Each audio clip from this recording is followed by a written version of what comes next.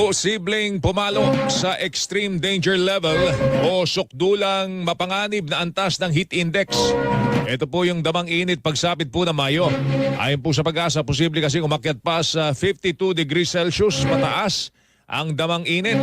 Dahil po dito, pinag-iingat po ng Pag-asa ang publiko dahil posibleng mauwi po ito sa heat stroke, lalo na sa mga nakatatanda at merong comorbidity. May possibility po pero hindi po tayo 100% certain. Yung mga elderly, yung mga may existing health conditions ay may possibility na maka-experience sila ng heat stroke. Tinig po ni Dr. John Manalo, weather specialist ng Pag-asa. Dahil matindi po ang init at halos walang ulan, karamihan po sa mga dam ay patuloy po ang pagbaba ng antas ng tubig. Sa Angat Dam, pangunahing pinagkukunan po na supply ng tubig ng mga taga Metro Manila. Nasa 193.29 meters na lamang po ang water level kahapon. Mas mababa po sa normal high water level na 200.